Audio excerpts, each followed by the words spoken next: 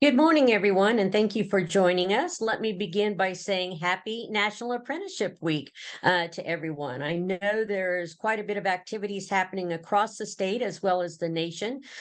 So welcome, and I want to be able to share with you today what is TPM and what does it mean to create business sector partnerships, and how does this all tie to apprenticeships as well? Today, I have a group of panelists that I will introduce to you shortly, and they're going to share their experiences working with sector partnerships using talent pipeline management. Next slide, please. At the basic level, these partnerships exist in order to better serve the workforce needs of a particular business. And there's some key factors that go with this because these are all common sayings that we hear more frequently than often. And first of all, they need themselves, those needs are quite basic on what the employers are needing. They need to seamlessly identify the talented individuals that they're looking for. They need workforce solutions to address these pain points. And they need their workforce partners to understand what those needs are so they can adjust their curriculum accordingly. And most importantly, they need results and solutions in helping identify those talent needs to fill these skills gaps and to fill these positions that are not being filled right now for various different reasons. Next slide, please. Because sector partnerships are not a one-off program, these partnerships have moved beyond basic transactional model to a transformational model. Industry sector partnerships are designed to examine the industry workforce needs holistically, and they're there to solve it all in the same way as a group. Talent pipeline challenges are identified and career pathway systems are modified to meet those challenges. And what I mean by that, in the past, we've worked just one-on-one with a workforce development professional and an employer and a training provider to meet these needs. We need to work more collectively within that sector partnership. So now we're creating a larger talent pipeline to meet all the employers' needs within that community. And we all know that a training provider cannot adjust their curriculum just to meet the needs of one employer. So employers are the nucleus of the sector partnership, and they start to work with the education and the training providers in order to better communicate what their needs are, and the education training providers become listeners to see if they have the capability to adjust this curriculum as well as expand the time or the class opportunities that are available. Next slide. In Illinois, we believe the most effective solution to meet all of these needs are industry sector partnerships. It is a mean to allow employers to define what these pain points are and develop cohesive solutions that are going to help shorten that skills gap, and they are industry focused. I cannot stress this enough that the industries are the ones that lead the industry sector partnership.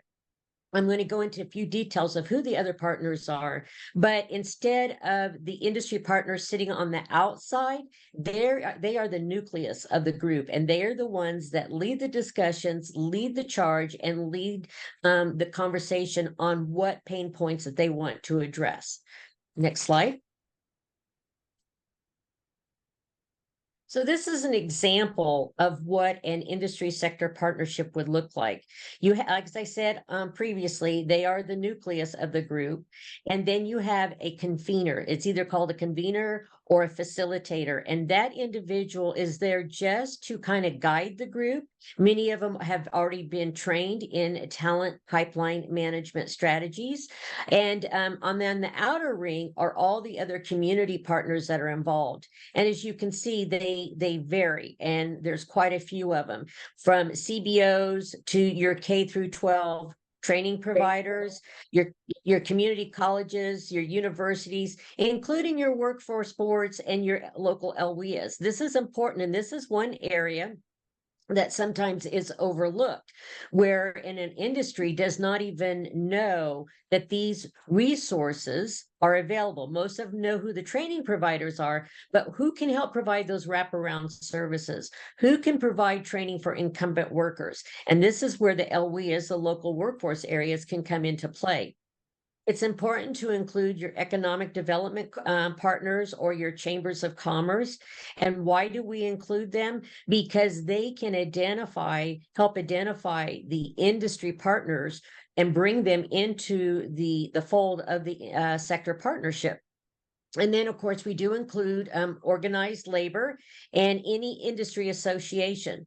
Now, an industry association can serve as a facilitator or a convener if they understand the TPM strategies and so forth.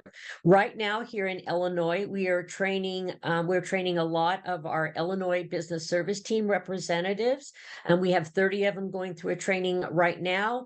And then when I look at previous history, Illinois has almost 60 individuals who are already pre-trained in a talent pipeline. And again, they are a neutral convener, and they have to remain neutral. The convener should have nothing to gain but to support this section. So could a training provider be a convener? No, they could not, because they have something to gain.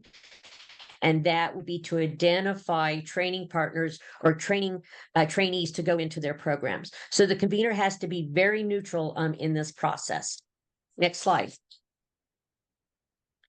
So you've heard me talking about TPM, talent pipeline management, and you may be asking yourself, okay, what is it and who's involved with it?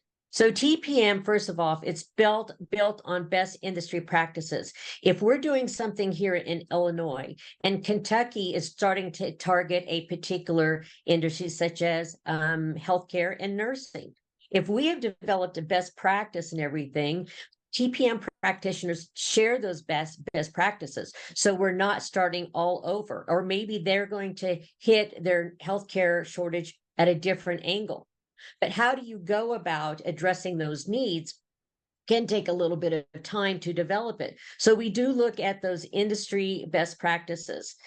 The focus is on the employer's ROI. It's not the ROI as me as a convener or the ROI for the training providers, but it's the ROI for the employers. And what they do is they have their internal ROI, and then they're going to have their sector partnership ROI. And we're going to talk a little about those later on.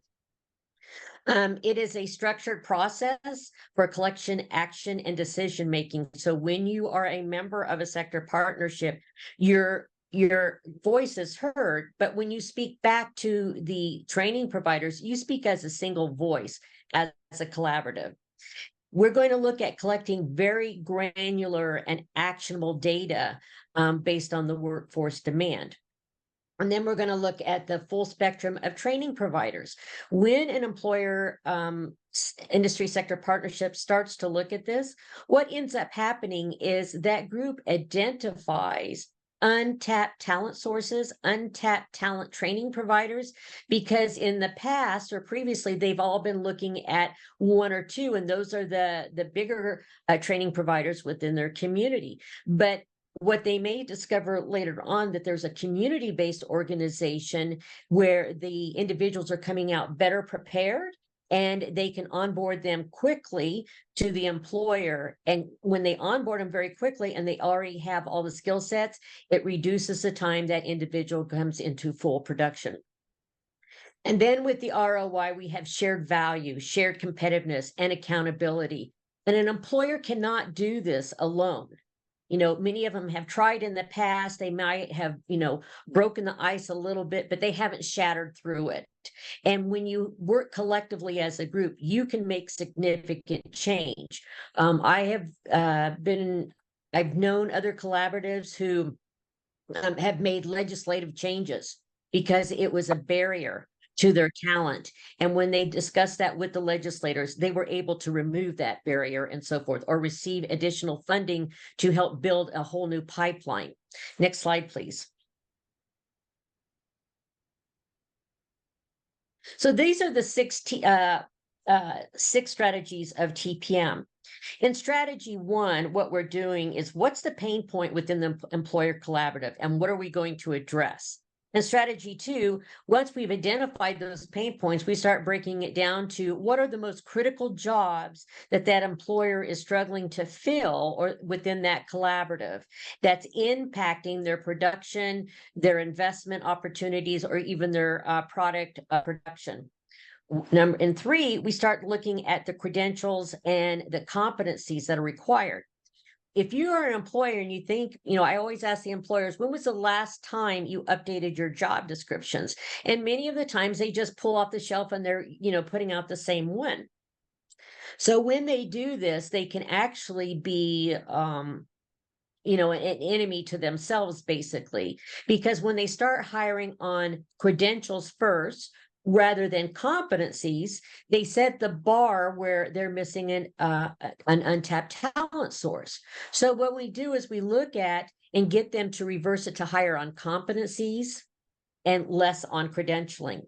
And when we look at credentials, many of them are looking at maybe a 4-year degree. Do you really need that 4-year degree, or could it be an associate's degree? Could it be an apprenticeship training program? Could it be a certificate program or a CTE program? But stack it. So you start out, this is what our preferred credentials are, but you're not pigeonholing it into one credential. And I'm seeing a lot more job descriptions now. We're saying, here are the competencies that we're looking for the person to fill this position. Now, when you change it around and you look at it from an individual who's looking for employment, what you will end up seeing is, I can do this, I can do this. And then they say required. And I'm not going to apply because it says it's required. And so it's a missed opportunity for the individual and it's a missed opportunity for the employer. So we really, in strategy three, really start to look what is the necessary and what's missing and how do we realign all of those. In strategy four, we start to look at where are you finding your best talent? Are you finding them from a 2-year program, 4-year program, military, trades, apprenticeships, high school program? And when we are able to identify these, what we end up discovering is like I said earlier, the employers rely on 1 or 2 training providers. Missed opportunity for another group of untapped talent with it. So we start to streamline those and try to identify those resources that they're not looking into. And one of the things when we do this is what we say is, what happens if that training provider no longer, they decide to no longer offer that program and you've relied on that program. You're only one employer. So you've just lost your source of talent. But when you diversify it with it, you still have opportunities to have a talent flow coming into your company. So in strategy 5, what we're doing is, what is the performance metrics that signify success? We start to look at, are we increasing the number of applicants who have the skill sets at the time of hiring? Are we reducing the time from the time the position is posted to the time the job is filled? Are we reducing the time from onboarding to full production? Are we reducing our overall cost for recruiting the talent that we're looking for? And then in strategy 6, we all do this. How can we improve our process? So it starts all over again. What worked? What didn't work for us? How can we make those changes and adjustments? And then once you think you've got a new plan, you put it into action. And so you don't just do it for one particular job. For example, in manufacturing, we're not going to just focus on CNC operators. When we have control over that, the collaborative may decide, okay, now we've kind of solved this issue. Let's go back over here and look at maintenance techs, because that was our second highest hard to fill positions, but they were the ones that were very critical. So they can come back and address that need. And it's very cyclical. It starts continuing again and again within that sector. Next slide. So what is the value for you to participate in a sector partnership? First of all, if you have stronger brand recognition and recruiting, because when you work as a group and you've already aligned everything with your training provider, and you have that training provider become what you would call a preferred training provider, when those individuals have completed their training, then the employers are more likely to look at these candidates first over another candidate. When an employer is trying to adjust a common pain point, it can be very scary. But if when you come together as a collaborative, you have shared capacity building and you can make change. As I gave an example of a group that was working with healthcare nurses, and they needed specialty nurses, and they needed funding to do this. And they went to their state legislators and they actually received funding to rebuild this entire program to meet this particular training need. And it's easier to manage the business risk. One employer says, this risk is really high. I don't want to do it. I'll just continue to deal with these pain points. But collectively, it's easier to manage with it. You have improved leverage as a group speaking in a single voice rather than one employer speaking alone. And now you've created also a clear communication about your talent needs with all your partners in your community. Okay, especially those who are providing the training or can help drive talent to your organization. And then the next big one, you're improving your ROI as a whole. Next slide. So I want to jump to our panel discussion today. I have with me three right now. I don't know if Jeffrey's been able to join us yet today, but I have right now three specialists that have been engaged in talent pipeline management, and I want you to hear from what their experiences have been, and then we'll open it up for some Q&A if we have time at the end. So with me today, I have David Hulsberg, Executive Director from Berwyn Development Corporation. I have Michelle McFarland, who is a Deputy Project Director for the Partnerships Healthcare Sector Center. And I have Sarah Tracy, who is a Talent Pipeline Project Senior Manager with the Kentucky Chamber Foundation.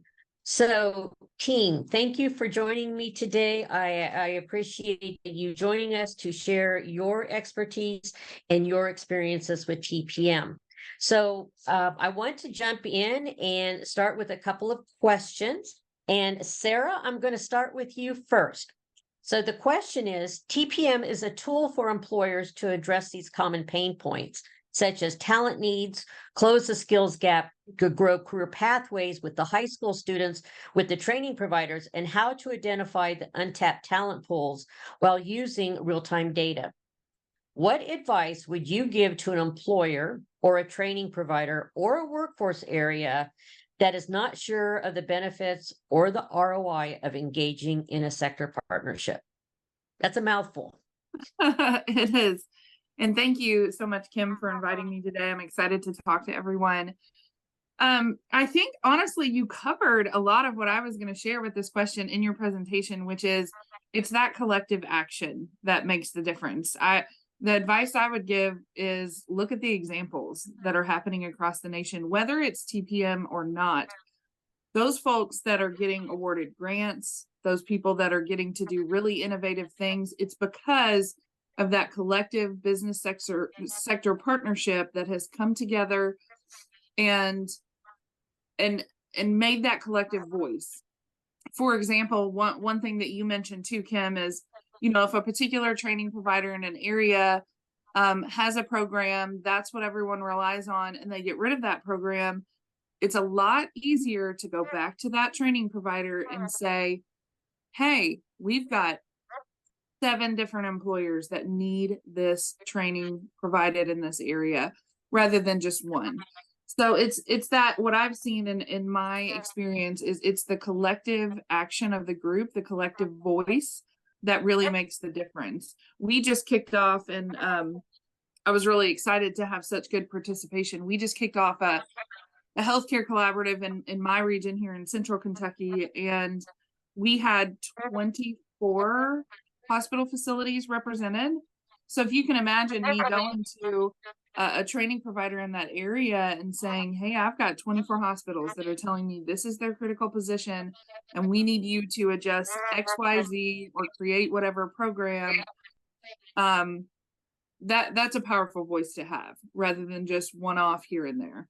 So I would say it's that collective action, and look around the country. There's a lot of examples. I actually just learned about another one here in Western Kentucky that was not related to TPM at all, but it was the group of employers, and then it was 9 universities or colleges, and then the school districts in the area that had all come together, and they were actually awarded state funding to do what they want to do.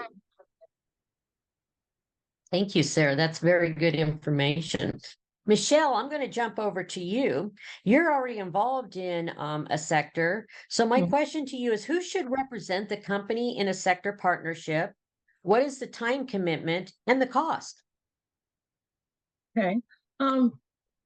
Great question. Happy to be here this morning. Thank you for inviting me. Who should represent in a sector partnership? I think I'm going to go with, and it can vary, but I definitely think I'm a big proponent of collective partnership and having a champion on either side, whether that's with the employer partner and also to streamline it for that employer, if you will, a business. In this case, we're healthcare, so that they're getting one individual that can address all of their pain points or their needs or their assessments. And so having that champion on both sides, the employer also and the workforce, I think is very important. We actually have that with currently several hospitals that we're working with, major hospitals in the Chicagoland area, which is where I am located. And that model has worked out very well. Hospitals now have the community engagement or workforce engagement specialist. So they also recognize the need to be strategic in their partnerships with the communities in which the talent exists. Your other question in terms of What was the cost and time commitment? Thank you. The cost and time commitment. You know, the time commitment goes on. We hope that it is revolving where it continues, but definitely the investment in there, it's important to have the strategic plan. You know, what does that business need? What is the assessment? What do they want to accomplish? That listening and bringing the solutions in from the workforce champion, if you will, just making it realistic so that they understand that we need their skin in the game, if you will. And what is their timeline? Do you want to do this in a month? Unrealistic, depending on what they want, actually. You know, if they want incumbent worker training, for example, we know that runs the gamut. We need to identify who the training provider is, what position they want to upscale. So just really coming into it from a place of experience, listening, hearing what they're saying, and then being able to offer that solution. So it just varies on what the timing that the employer has, and them identifying a person who can champion that. Because we know within the hospital systems, there are so many different ecosystems, if you will. And so who is the champion that's going to lead that cause as you're speaking to the workforce to develop your plan to move forward? So the cost of that is, it's really what we have available, in terms of funding. Literally, the cost can be whatever you need. We have different programs to fund customized training, incumbent worker, on the job training. And we know literally that can be anywhere from 10,000 experience. We've done that all the way up to 50,000, just depending on what your needs are and what your pain points are that need to be closed. All right, thank you, Michelle. David, let's jump over to you. There are times when employers are recruiting talent from each other to fill those critical jobs, but the talent pool isn't growing. Using the TPM strategies, how can the employer expand the talent pipeline, and what role can apprenticeships play? Well, if you do what you've always done, you're going to get what you've always gotten. So lesson one is to recognize that you have to do something different. TPM suggests that you expand how you're sourcing your employees. And that could start with, early career introduction at younger ages, say middle school. It could then be giving the opportunity to hear speakers just entering the field in high school to encourage others about what the field affords. It could be early or cross-educational experience, gaining training while going to school and getting real field experience. But it could be just reaching out to veterans, leaving the military with MOS skills that have a crossover into the field that you're interested in. Yet it could be working with refugees, giving them skills. World Relief is an example of that. Other ways include employee referral programs. But, an important aspect is having the skills that need to be taught. So meeting the needs of the employer. TPM is really all about an employer-led approach.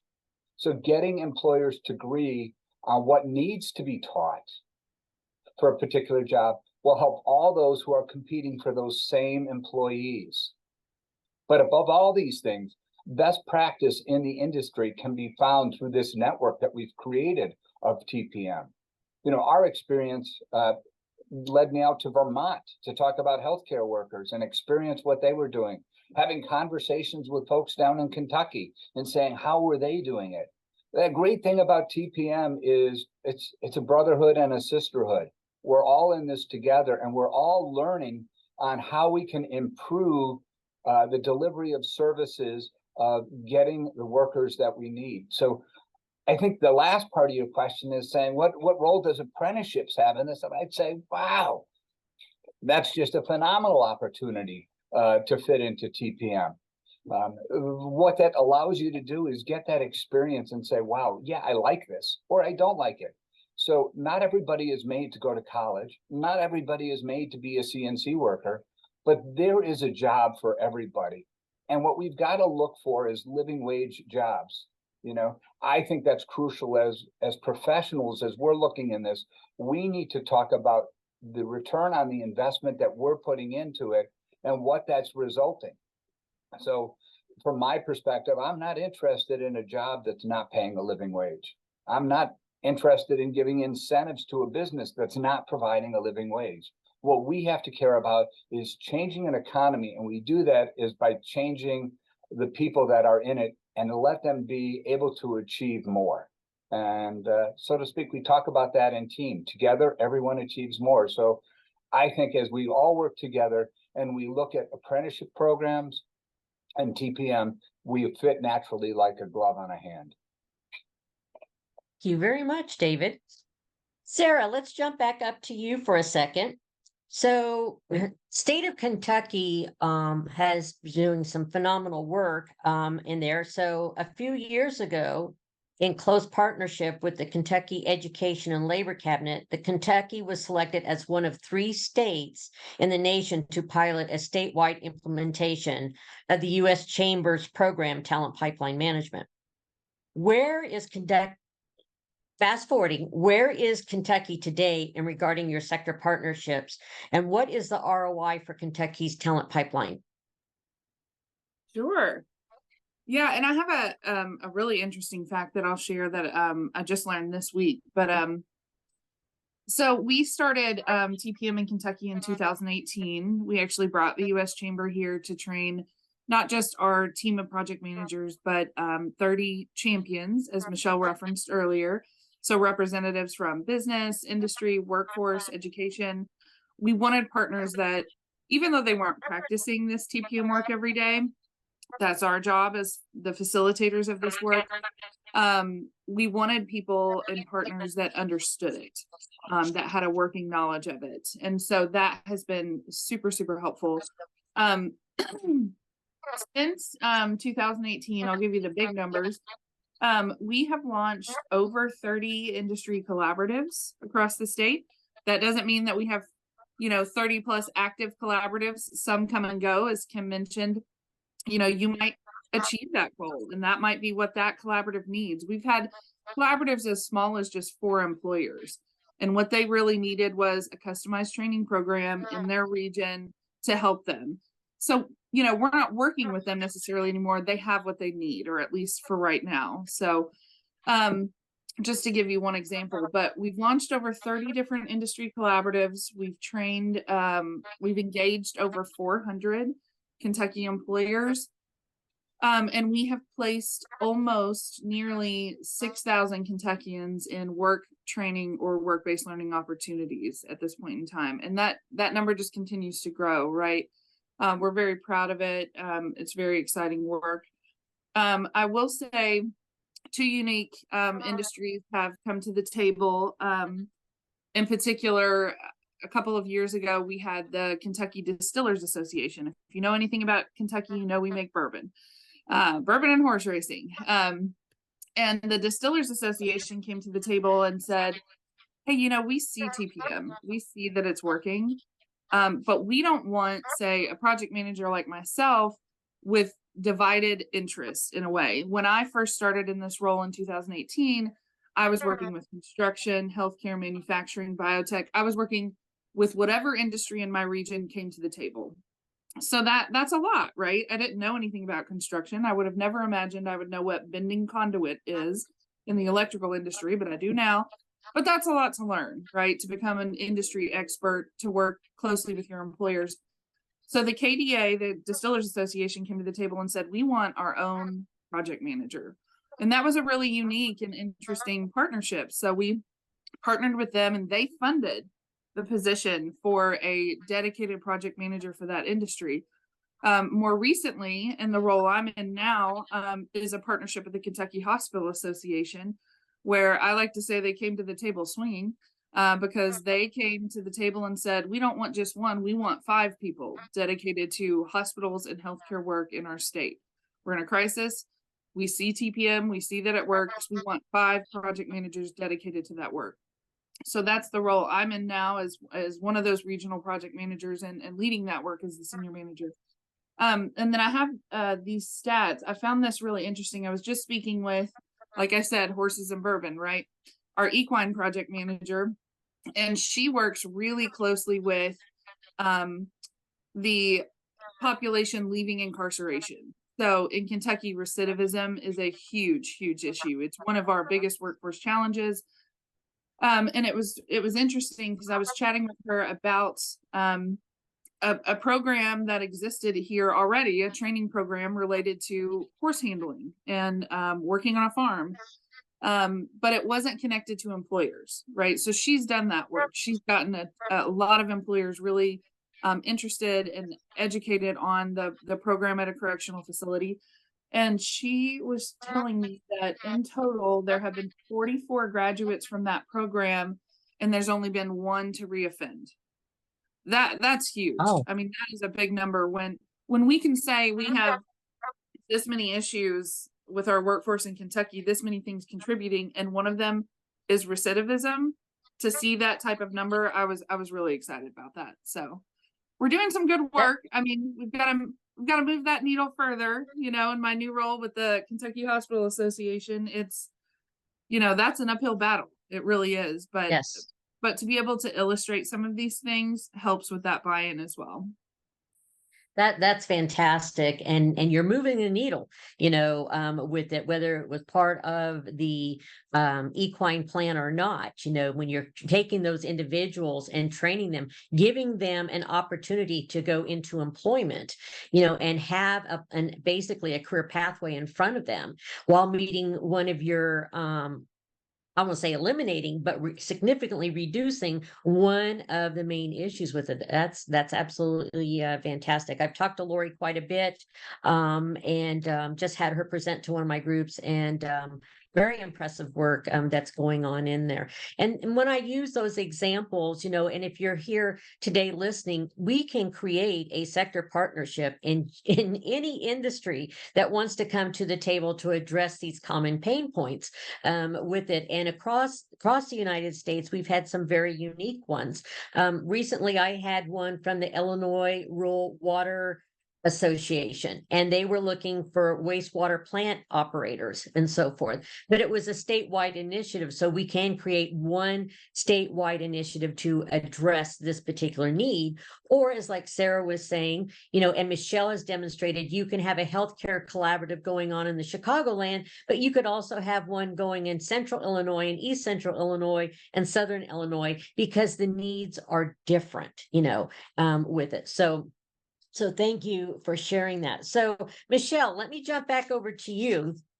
So, and this kind of, Sarah's comments, on the retention kind of leads right into this next question. So retention is a pain point employers deal with daily.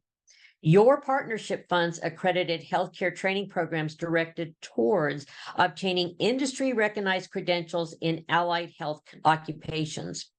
How are your training programs used for upskilling incumbent healthcare professionals? Oh, sure. Great question. That really became prevalent during for example, the pandemic, when there was a healthcare shortage, if you will, in terms of nurses. There still is. Actually, nurses found that they like to travel. Nurses are aging out, if you will. And so employers are definitely seeking to fill that particular shortage. And so one of the things that came about is employers had to figure out how can we maintain the employees that we already have. Whether they're thinking of entry level, or example, LPNs or PCTs, some of that cross training. And so this is where the workforce comes in with our incumbent worker business service, or one of those services in our toolbox, where we can help assist an employer with existing professionals. For example, those who may be a patient escort, if you will, or as I mentioned, an LPN or a phlebotomist.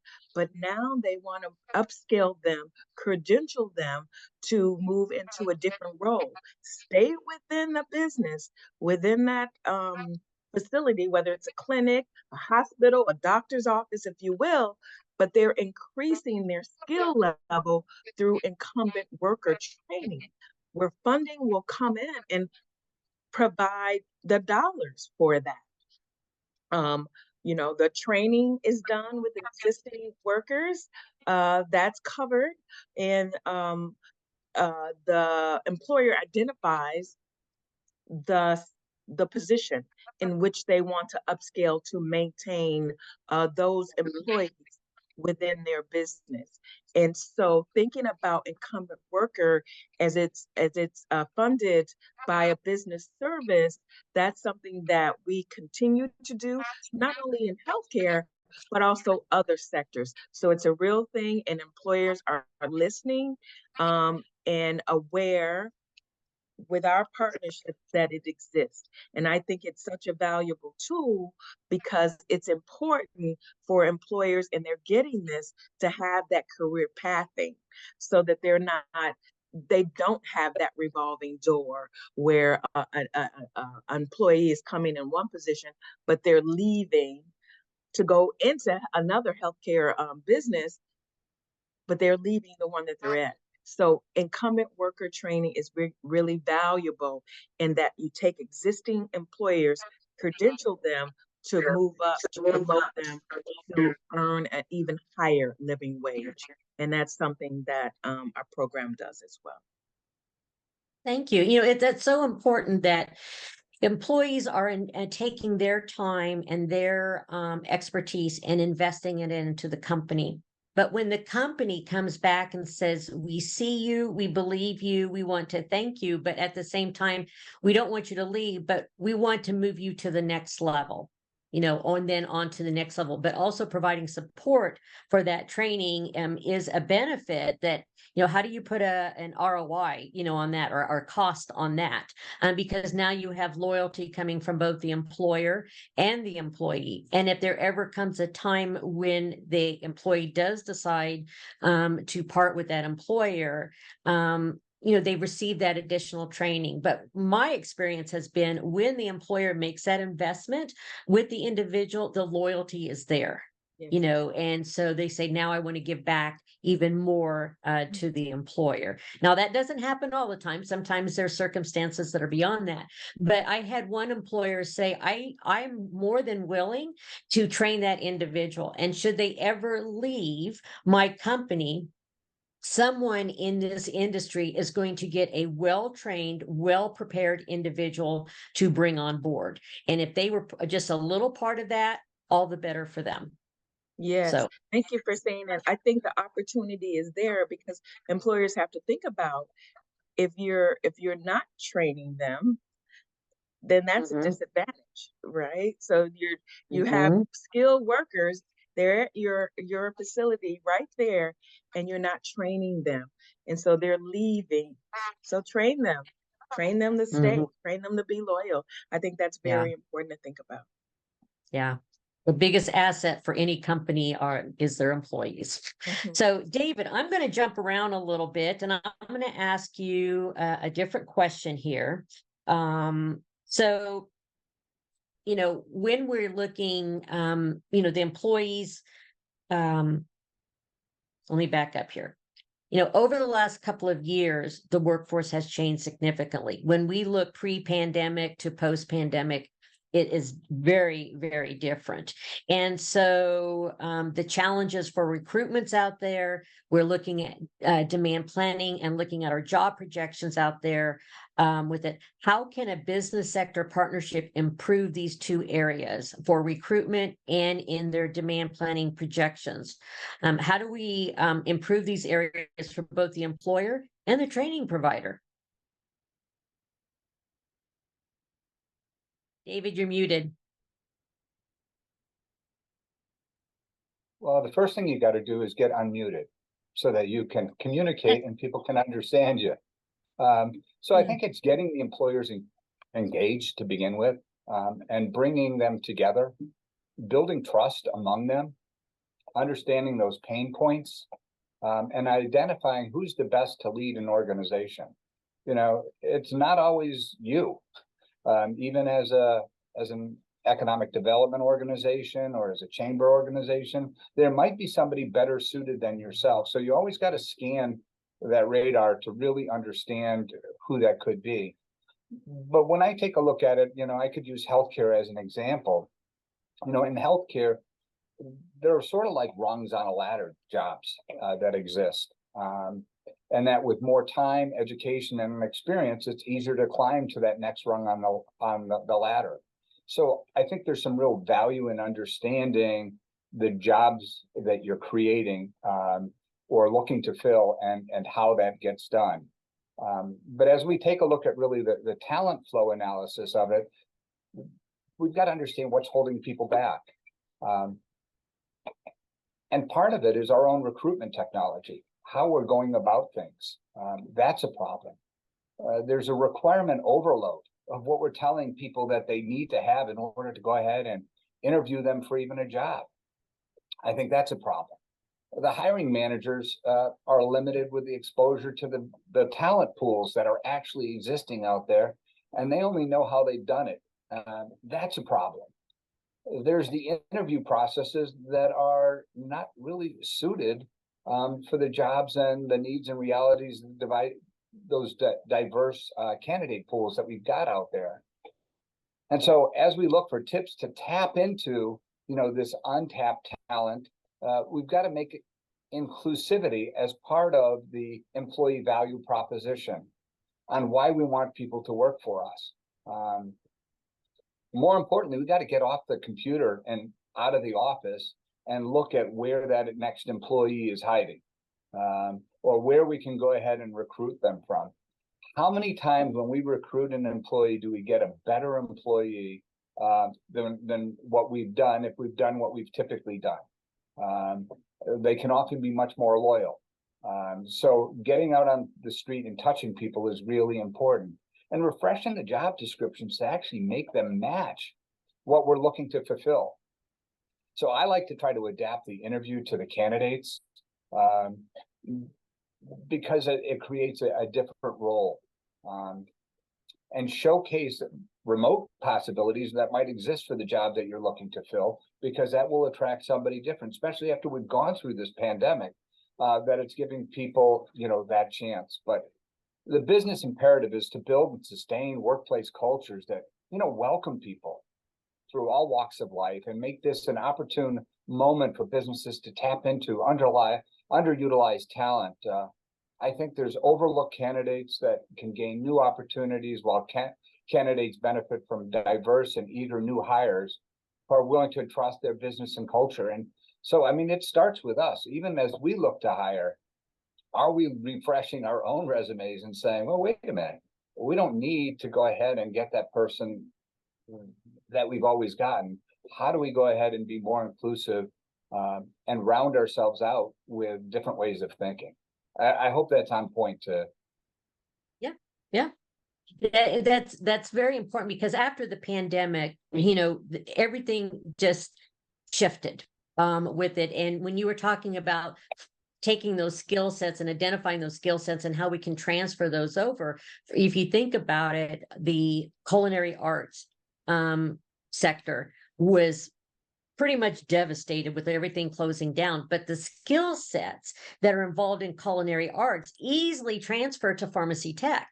But do they know that? And how are you looking at it? So when you're comparing the competencies, remember, we need to look at competencies first and not the credential pieces of it. So could we have done a quick shift to move those employees to where a high demand area just skyrocketed all of a sudden, because everybody needed pharmacists, everybody needed pharmacy techs, and pharmacies weren't staying open very long because they didn't have the employees to do so. So one of the great things about TPM is when you're looking at aligning the competencies and looking at where the demand is shifting to, as a workforce developer, you can easily jump in and say, okay, we're going to pivot from this side to this side very quickly and get those individuals back to employment. And as we come out of the pandemic, should they want to return to culinary arts, they could. But it's a transferable skill set, that can transfer between different sectors, between different opportunities as well. When we look back at demand planning, and in demand planning is where we look out, ask the employers to kind of project out over 2 years, what are going to be their hiring needs and their critical positions.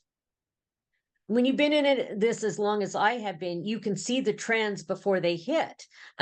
Serving as a convener, when the pandemic hit, I automatically put on my notepad that we're going to have a huge hit in supply chain. We're going to have a huge hit in the restaurant, culinary arts, hospitality. But coming out of it, we're going to be hit very hard with education, supply chain, and healthcare, education, and supply chain.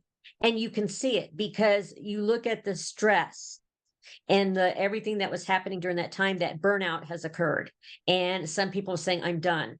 And I've had healthcare providers contact me saying, I want to go into education. I want to take those skill sets and how can I transfer those over? And I've seen teachers come out and just say, I'm done. I can't handle the stress and handle the pressure of it. And then when you look at, you add on top of that, the retirement, you can see Illinois right now has a teacher issue. And how are we going to address that? So I do know that the state is looking at other teacher apprenticeship models for students who are interested in childcare to start that in a high school program and build on it. Or, as Michelle was saying, turning around and upskilling. So you take teachers' aides who are in the school, who want to be there, design an apprenticeship program so they can still work, and earn the bachelor's degree and licensure into a full-time teacher position.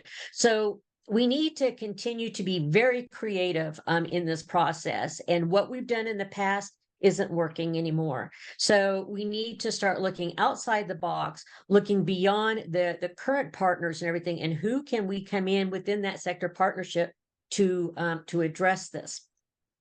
So we're getting close to time, and I'm going to leave you with the last question, and I'm going to put you on the spot here, so you're going to have to think really fast. What is your elevator pitch on why a business should participate in a sector partnership? And you have 20 seconds to do your elevator pitch. Okay, Sarah, we're going to start with you. Okay. I would say, especially with TPM, you're not only leading the work, but you're the end customer. It's just so important to have that collective voice. You're driving everything that's happening, but you're also the one getting that end result. Excellent. Okay, Michelle, to you. What's your elevator pitch? Yeah, I think I would listen. Listen to the pain points. What do you need? What are you missing? What do you hope to gain? Let us, support you with that. Let us offer you the business solutions that will help to mitigate and potentially resolve any issues that you have in your talent pipeline. Thank you, Michelle. And David, what's your elevator pitch? Willie Sutton was a notorious bank robber. He was asked by the newspapers one day and said, "Hey, why do you rob banks?" And he said, "Hey, that's where the money's at." Well, let me tell you, the return on investment in doing TPM is 4 times to 1. It's about making the money for your bottom line and giving you a better quality employee.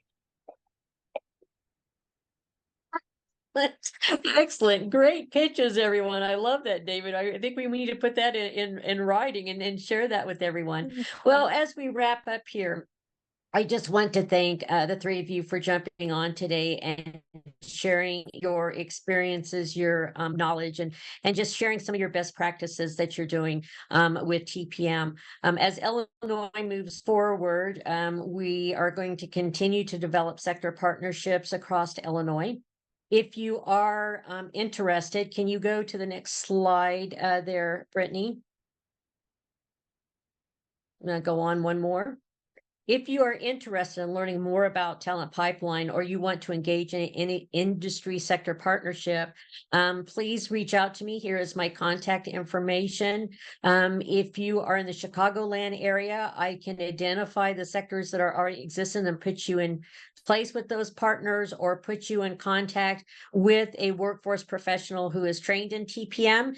And if you just want to learn more about TPM, feel free to reach out to me. But I'm here to help you, assist you, and get you connected within your region to an industry sector partnership. And if it doesn't exist, we can be the first ones to start it in that particular industry. So please do not be shy. Reach out, because if you don't reach out, we can't help you solve some of the issues that you're that are occurring with you. So again, I want to thank everyone for joining us today. I want to again give another big thank you to our panelists and to Brittany, who is running our technical stuff behind. If you have any questions after this, please, you can contact me at my information, or you can drop them down in the Q&A in the chat section, and I will be responding back with all of the responses to your questions. Again, thank you, everyone, and happy National Apprenticeship Week. Have a good day. Thank you. Have a good day.